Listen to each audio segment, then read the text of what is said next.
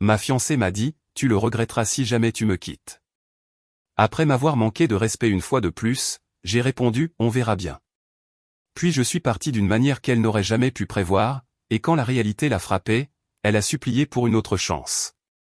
Voici l'histoire originale. Moi, Julien, 29 ans, j'étais assis dans ma voiture devant le restaurant, observant par la vitrine ma fiancée Chloé, 27 ans, rire avec ses copines. Elle ne faisait pas que rire, elle pointait son téléphone du doigt, montrant mon message lui demandant où elle était, alors qu'elle avait 1h40 de retard pour notre dîner d'anniversaire. Ce n'était pas nouveau, 3 ans ensemble, 1 an de fiançailles, et le respect était devenu une option pour elle, mais ce soir, c'était différent. Mon téléphone a vibré, un message de Chloé disait, « Bébé, arrête de m'envoyer des messages, tu es trop collant, je prends un verre avec les filles, je te l'ai dit ce matin, sauf que je n'avais reçu aucun message ce matin-là, j'avais vérifié 3 fois. Je suis entré dans le restaurant et sa table s'est tue en me voyant. J'ai dit, « Salut, tu as raté notre dîner d'anniversaire. » Elle a levé les yeux au ciel en disant, « Ne sois pas dramatique, Julien, on peut manger n'importe quel autre soir. » Son ami Manon a ricané en disant, « Quelqu'un va dormir sur le canapé ce soir, il s'en remettra, il le fait toujours. » Chloé s'est tournée vers moi et a dit, « Chérie, tu m'affiches, rentre à la maison, j'arriverai plus tard. » J'ai répondu, « Non, on doit parler maintenant. » Elle a soupiré, « Oh mon Dieu, d'accord », puis a dit à ses amis, « Vous voyez ce que je subis. » Dehors, elle a croisé les bras en demandant quel était mon problème, disant que c'était juste un dîner. J'ai répondu, « Ce n'est pas juste un dîner, c'est notre anniversaire, c'est toi qui as 2 heures de retard et c'est toi qui en ris avec tes amis. » Elle a rétorqué, « Tu es trop sensible, c'est pour ça que j'ai besoin d'espace parfois, tu m'étouffes. » J'ai alors dit, « J'arrête, Chloé, cette relation est terminée. » Son attitude a changé instantanément, elle a plissé les yeux et a dit, « Tu n'es pas sérieux. » J'ai répondu, complètement sérieux, « Je déménage mes affaires ce week-end. » Elle s'est approchée, la voix basse, et a dit, « Tu le regretteras si jamais tu pars, tu n'as aucune idée de ce que tu gâches, personne d'autre ne te supportera comme je le fais, tu reviendras en rampant et je ne te reprendrai peut-être pas. » J'ai dit, « On verra bien. » Elle a demandé ce que ça voulait dire, j'ai répété, « Ça veut dire qu'on verra bien, profite de tes verres, » et je l'ai laissé planter là. Elle ne savait pas que j'avais déjà tout organisé. Voyez-vous, Chloé vivait dans mon appartement mais son nom n'était pas sur le bail, elle s'était installée petit à petit, ne payait pas de loyer car elle économisait pour notre avenir. Ses affaires avaient tout envahi, mon coin gaming était relégué dans un coin, mon bureau transformé en son dressing, ma vie compressée pour faire de la place à la sienne. Elle ne savait pas non plus que j'avais accepté une offre d'emploi dans une autre région, un poste en télétravail avec des visites occasionnelles au bureau, je prévoyais ça depuis des semaines alors que son manque de respect s'aggravait. Le dîner d'anniversaire était ma dernière tentative pour voir si quelque chose valait la peine d'être sauvé, et j'ai eu ma réponse ce soir-là. Elle est rentrée à 3 heures du matin, essayant de se glisser dans le lit comme si de rien n'était, chuchotant, « Bébé, tu dors ? Je suis désolé pour tout à l'heure, laisse-moi me rattraper. » J'ai fait semblant de dormir. Elle s'excusait parfois comme ça, juste des mots, aucun changement. Le lendemain matin, vendredi, elle a agi comme si rien ne s'était passé, préparant le petit déjeuner en fredonnant et en m'embrassant sur la joue, demandant, « Alors, à quelle heure est notre dîner de rattrapage ce soir ?» J'ai répondu, « Il n'y en a pas, je t'ai dit que c'était fini. » Elle a ri en disant, « Allez, ne sois pas comme ça, j'ai dit que j'étais désolé. » J'ai demandé quand, elle a dit, « La nuit dernière, tu dormais mais quand même, écoute, je réserverai où tu veux, c'est moi qui invite. » J'ai répondu, « Je fais mes cartons ce week-end, tu devrais chercher un nouvel appartement. » Son visage s'est durci, « Tu ne me plaques pas et je ne déménage pas, essaie de me mettre dehors et je ferai de ta vie un enfer, tu ne sais pas à qui tu t'attaques. » J'ai dit, « D'accord, c'est ça, je dois aller travailler. » Elle est partie en claquant la porte de la chambre. J'ai envoyé un texto à mon frère Antoine, « C'est l'heure, demain matin, camionnette prête, on se voit à 6 heures. » Chloé a passé le vendredi à me faire le grand jeu de séduction, un dîner élaboré, elle portait la robe que je lui avais offerte l'année dernière, me touchait le bras, jouait avec ses cheveux, évoquant notre voyage de l'été dernier en disant qu'on était si heureux et qu'on pouvait retrouver ça. Ce voyage où elle avait passé tout son temps sur Instagram à se plaindre de l'hôtel que j'avais réservé. Quand je le lui ai rappelé, elle a dit qu'elle était juste grincheuse en voyage. Je lui ai dit que j'étais fatigué et que j'allais me coucher car j'avais une longue journée le lendemain. Elle m'a suivi dans la chambre en disant, « Tu vas vraiment jeter 3 ans pour un seul dîner ?» J'ai répondu, « Ce n'est pas un dîner, c'est une habitude, tu sais que tu ne trouveras jamais quelqu'un comme moi. » Elle a dormi sur le canapé, ce qui a facilité les choses. Samedi à 6 heures du matin, mon frère est arrivé avec sa camionnette et 2 amis. J'avais emballé l'essentiel pendant la semaine, vêtements, électronique, documents, tout était déjà dans ma voiture. Maintenant, place aux meubles, nous avons travaillé vite et en silence, mon setup gaming, mon bureau, mes meubles d'avant elle, tout ce que je possédais avant sa colonisation. Chloé s'est réveillée à 7h30 à cause des voix et du mouvement, sortant en pyjama en demandant « Mais Julien, qu'est-ce que tu fais ?» J'ai répondu « Je déménage, comme je l'ai dit. » Elle a crié « Tu ne peux pas juste. C'est ma maison aussi. » J'ai rétorqué « C'est mon appartement, mon nom est sur le bail, tu es une invitée. » Elle a essayé de bloquer la porte, mon frère lui a dit « Madame, s'il vous plaît, poussez-vous. » Elle a hurlé « Ne m'appelez pas madame. » Julien, dis-leur d'arrêter. J'ai dit « On a presque fini, tu devrais probablement t'habiller. » Elle a couru à l'intérieur et je l'ai entendu hurler au téléphone, probablement à sa mère ou à Manon. À 9h, nous avions tout chargé. J'ai laissé les choses qu'elle avait achetées, ses décorations, les meubles qu'elle avait choisis, l'appartement avait l'air bizarre sans mes affaires pour équilibrer, comme un décor de théâtre auquel il manque la moitié des accessoires. Maintenant habillée et paniquée, elle a demandé « Où est-ce que tu vas ? Tu ne peux pas te payer un autre endroit, tu as besoin de moi. » J'ai répondu « J'ai un nouveau travail, dans une autre région, je commence lundi. » Sa mâchoire est tombée, une autre région ? Quand allais-tu me le dire ? J'ai dit « Je n'allais pas le faire, on est séparés, tu te souviens ?» Elle a crié « C'est de la folie, tu as planifié ça en faisant semblant que tout allait bien, comme quand tu as prévu de rater notre anniversaire en faisant semblant que ça t'importait. » Elle a littéralement tapé du pied par terre. J'ai dit « C'est différent, j'ai juste perdu la notion du temps pendant 2 heures. Tu fais une énorme erreur, quand ce travail ne marchera pas, quand tu seras seul dans un appartement pourri, ne viens pas pleurer vers moi. » J'ai répondu « Je ne le ferai pas », et je lui ai tendu une enveloppe, le bail se termine dans 2 mois, le numéro du propriétaire Monsieur Durand est dedans si tu veux le reprendre ou trouver ton propre logement, ce n'est plus mon problème. Mise à jour 2 semaines plus tard. Bon sang, son sentiment que tout lui est dû a grimpé en flèche. La première semaine au nouveau travail était géniale, meilleur salaire, équipe sympa, vrai respect. J'ai trouvé un appartement sympa à 20 minutes du bureau, simple, propre, à moi. Puis Chloé a trouvé mon LinkedIn. Les messages ont commencé professionnels, j'espère que tu vas bien, je pensais à nous, puis désespéré, s'il te plaît, parle-moi, on peut arranger ça, puis en colère, tu es un lâche, les vrais hommes ne s'enfuient pas, je l'ai bloqué, alors elle a créé de nouveaux profils. J'ai bloqué cela aussi. Elle a appelé ma mère en pleurant. Ma mère m'a appelé, Julien, qu'est-ce que tu as fait à cette pauvre fille ? J'ai expliqué, j'ai rompu avec elle après qu'elle m'a manqué de respect pour la 1000e fois. Ma mère a dit, elle dit que tu l'as abandonnée, laissée sans rien dans l'appartement où elle vit gratuitement depuis 2 ans, c'est horrible de ta part, elle a le cœur brisé, elle est au chômage et sur le point de perdre son logement gratuit. Ah oui, j'avais oublié de mentionner que Chloé avait quitté son emploi il y a 6 mois pour se concentrer sur la planification de notre mariage, sauf qu'on n'avait pas fixé de date ni rien planifié, elle voulait juste être influenceuse, postant des photos de sa tenue du jour qui obtenait 47 likes. La véritable escalade a eu lieu quand elle a réalisé que je ne revenais pas. J'ai reçu un appel de mon ancien propriétaire, Monsieur Durand, Monsieur, votre ex-copine cause des problèmes. J'ai demandé comment, il a dit, elle dit aux gens que vous vivez toujours ici, elle a fait livrer de la nourriture à votre nom et quand le livreur a demandé après vous, elle a prétendu que vous étiez sous la douche, c'est bizarre, c'est de la fraude, si ça se reproduit j'appelle la police. Puis sont arrivées les notifications de colis, des alertes Amazon pour des commandes que je n'avais pas passées. J'ai vérifié mon compte, elle avait toujours le mot de passe de l'époque où elle commandait sur mon compte Prime, 3000 € de commandes en attente, vêtements, chaussures, maquillage, un nouvel ordinateur portable. J'ai tout annulé, changé tous les mots de passe, supprimé tous les moyens de paiement enregistrés. Elle a appelé depuis le téléphone de Manon 1 heure plus tard, qu'est-ce que tu as fait ? Mes commandes ont toutes été annulées. J'ai dit, tu as essayé de me voler. Elle a crié, ce n'est pas du vol, tu me dois ça pour 3 ans de ma vie.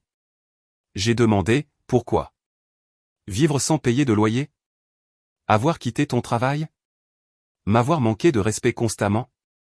Elle a répondu, je construisais notre avenir en faisant du shopping, tu as ce nouveau travail chic, tu peux te le permettre. J'ai dit, ce n'est pas la question, ne me contacte plus. Elle a menacé, ou quoi? Tu vas t'enfuir encore? J'ai rétorqué, ou je déposerai une plainte pour tentative de vol et harcèlement. Elle a raccroché, mais elle n'avait pas fini. Elle a posté sur Facebook à propos de son ex abusif qu'il avait abandonné sans abri et sans le sou, taguant des amis communs. Certains l'ont cru, j'ai perdu quelques amitiés, mais ça valait le coup de perdre des gens qui la croyaient sans demander ma version. Mon frère m'a envoyé des captures d'écran, elle a posté des photos de notre appartement, maintenant juste le sien, semblant vide et triste sans mes affaires, avec la légende, il a tout pris et m'a laissé sans rien, voilà à quoi ressemble un pervers narcissique. Les commentaires étaient fous, ses amis la soutenaient, il ne t'a jamais mérité, poursuis-le pour préjudice moral, un roi qui quitte une reine. Puis quelqu'un de logique est intervenu, attends, tu n'as pas posté le mois dernier que tu avais zappé son dîner d'anniversaire pour une soirée? Chloé a supprimé ce commentaire très vite. Mais le meilleur, c'est que la réalité commençait à s'installer. Elle avait 6 semaines pour trouver un nouvel endroit, pas de travail, pas d'économie car elle dépensait tout en vêtements et verres avec ses amis, pas de plan B car elle n'avait jamais pensé que je partirais vraiment. Sa mère m'a appelé ensuite, Julien, chérie, on peut parler de Chloé? J'ai dit non. Elle a insisté, elle a fait des erreurs mais elle t'aime. J'ai répondu, elle aime ce que je lui fournissais, il y a une différence. Sa mère a dit, elle est en difficulté, tu ne peux pas l'aider avec juste quelques mois de loyer? J'ai dit, demandez-lui ce qui est arrivé à la bague de fiançailles que je lui ai achetée. Silence, car nous savions tous les deux qu'elle l'avait rendue des mois auparavant pour avoir du liquide sans me le dire, je l'avais découvert en vérifiant l'assurance. Sa mère a bafouillé, elle avait besoin d'argent pour. J'ai coupé, pourquoi? Plus de verre avec Manon? Un autre sac à main. Sa mère a dit, tu es cruel. J'ai répondu, j'ai fini, elle voulait que je parte, je suis parti, les choix ont des conséquences. J'ai raccroché et bloqué ce numéro aussi. J'ai reçu une notification de surveillance de crédit, quelqu'un essayait de demander une carte de crédit à mon nom, devinez qui. J'ai immédiatement gelé mon crédit, déposé une plainte pour fraude, gardé toute la documentation. Elle devenait de plus en plus désespérée et dangereuse. Mise à jour 2, un mois plus tard. L'explosion finale a été spectaculaire, comme regarder un feu d'artifice d'égoïsme. 3e semaine, elle a compris que je ne reviendrais pas la sauver, alors elle a essayé une nouvelle stratégie, les amis communs. J'ai reçu un texto d'Aaron, un pote de fac, et mec, Chloé m'a contacté, elle dit que vous avez eu un malentendu, elle a l'air vraiment désolée. J'ai répondu, elle a volé mes infos bancaires et a essayé de commander pour 3000 balles de trucs, ce n'est pas un malentendu. Il a été choqué, quoi? Elle a dit que tu étais financièrement abusif en ne finançant pas son addiction au shopping après votre rupture. Mec, elle demande des prêts d'urgence à tout le monde, elle t'a demandé combien? Il a dit, 500 €, elle a dit que tu avais gelé ses comptes, j'espère que tu ne lui as rien donné. Il a répondu, j'ai failli, merci de m'avoir prévenu.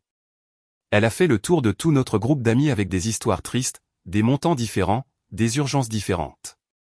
Elle a dit à Sarah que je l'avais mise dehors sans préavis, à James que j'avais volé sa voiture alors qu'elle n'en avait pas, à Mike que j'avais vidé nos économies alors qu'on n'avait jamais eu de compte joint. La plupart ont vu clair dans son jeu, ceux qui ne l'ont pas fait l'ont appris quand elle n'a pas pu les rembourser.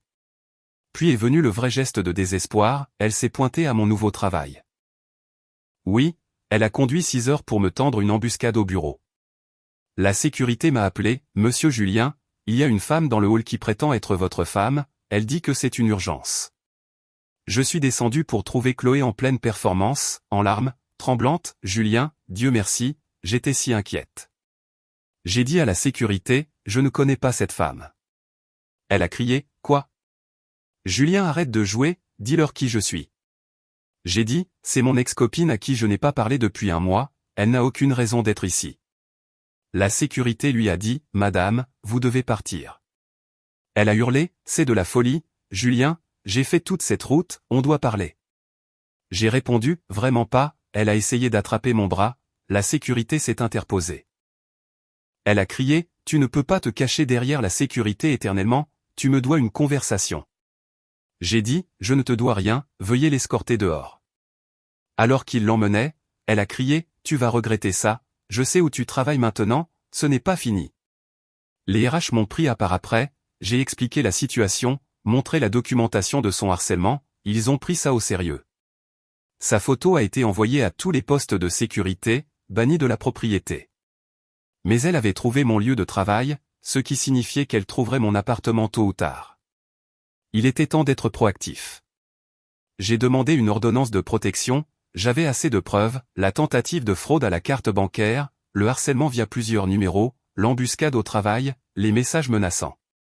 Le juge a accordé une ordonnance temporaire, elle allait être notifiée dans les jours suivants. Pendant ce temps, la date limite de son appartement approchait. Le propriétaire Monsieur Durand m'a envoyé un texto, il avait toujours mon numéro, votre ex est incroyable, elle m'a dit que vous payeriez son loyer dorénavant. J'ai répondu, certainement pas, elle n'est plus sur le bail après le mois prochain, n'est-ce pas? Il a dit, non, j'ai déjà de nouveaux locataires prévus, elle a été un cauchemar, plainte pour bruit, dispute téléphonique tardive, elle a essayé de changer les serrures sans permission. J'ai dit, désolé que vous ayez à gérer ça. Il a ajouté, elle a demandé si elle pouvait rester sans payer, a dit qu'elle ferait de l'influence pour moi, j'ai demandé combien de followers elle avait, quand elle a dit 2000 géris, elle m'a traité de boomer qui ne comprend rien au marketing. Le meilleur, c'est qu'elle a reçu l'ordonnance de protection la même semaine que son avis d'expulsion. Manon m'a appelé d'un nouveau numéro, Julien, tu es diabolique, tu sais que Chloé est sans abri à cause de toi. J'ai répondu, elle est sans abri parce qu'elle a quitté son travail, dépensé tout son argent et essayé de commettre une fraude. Manon a dit, elle t'aimait. J'ai corrigé, elle aimait mon appartement et ma carte de crédit. Manon a dit, elle dort sur mon canapé maintenant, tu es content? J'ai dit, ravi, combien de temps avant qu'elle n'abuse de ton hospitalité? Manon a répondu, c'est ma meilleure amie. J'ai dit, bonne chance avec ça, demande-lui de participer pour les courses, vois comment ça se passe. Manon a raccroché, mais je savais comment ça finirait. Chloé était une terrible invitée. Je lui donnais 2 semaines. J'avais tort, ça a pris 10 jours. Dernière mise à jour, 2 mois plus tard. L'effondrement complet était presque triste. Presque. Manon a tenu 10 jours avant de mettre Chloé dehors. Apparemment, Chloé mangeait toute la nourriture sans rien remplacer, utilisait le maquillage de Manon et a ruiné des palettes coûteuses, avait des conversations téléphoniques bruyantes à 3 heures du matin, invitait des rencarts Tinder au hasard sans demander, empruntait la carte de crédit de Manon pour des urgences, qui étaient des verres. Manon m'a envoyé un texto d'excuses, je comprends maintenant, elle est impossible. Chloé a sauté de canapé en canapé, chaque ami a appris à la dure pourquoi j'étais parti. Le schéma était constant, emménager, profiter, se faire virer, jouer la victime, répéter. Puis elle a violé l'ordonnance de protection, créé un faux Instagram pour m'envoyer un message, je vis ma meilleure vie sans toi, je viens de signer un contrat de mannequinat, avec une capture d'écran. J'ai envoyé ça à mon avocat, retour au tribunal. Le juge n'était pas amusé, a prolongé l'ordonnance et ajouté des travaux d'intérêt général pour la violation. Chloé a fait une crise au tribunal, c'est du harcèlement, il essaie de ruiner ma vie. Le juge a dit, Madame, vous êtes ici pour avoir violé une ordonnance de protection, vous l'avez contactée, pas l'inverse. Elle a pleurniché, c'était juste Instagram. Le juge a tranché, ceux qui violent l'interdiction de contact, 50 heures de travaux d'intérêt général, la prochaine violation signifie la prison. Elle a essayé de se représenter elle-même pour économiser de l'argent et a montré le contrat de mannequinat, c'était une vente pyramidale pour vendre du thé minceur, elle devait payer 500 € d'avance pour le stock de départ. Du Chloé tout craché. Finalement, elle est retournée vivre chez ses parents à 3 régions de là. Aux dernières nouvelles, par le téléphone arabe, elle travaille à temps partiel au centre commercial, vit dans sa chambre d'enfance, racontant à tout le monde que j'ai manipulé le système contre elle, postant toujours qu'elle est une boss babe entrepreneuse. Ses parents lui font payer un loyer. Sa mère m'a envoyé un dernier message avant que je la bloque aussi, j'espère que tu es content, tu as brisé ma fille. J'ai pensé, non, Chloé s'est brisée elle-même, j'ai juste arrêté de la rattraper quand elle tombait. Moi, je m'épanouis, j'adore mon nouveau travail, je me suis fait des amis qui respectent les limites, j'ai commencé à sortir avec quelqu'un qui vient vraiment au dîner prévu. C'est drôle comme la vie devient paisible quand on élimine les personnes toxiques. Parfois je me souviens de sa menace, tu le regretteras si jamais tu pars. Elle avait tort, Mon seul regret est de ne pas être parti plus tôt. La morale, quand quelqu'un vous dit que vous regretterez de le quitter, c'est généralement la manière de l'univers de vous dire de courir plus vite. Ça m'a pris 3 ans pour écouter, mais quand je l'ai enfin fait, ça a été le meilleur retournement de situation de ma vie. Chloé voulait que je voie ce que je manquerais sans elle. Je l'ai vu.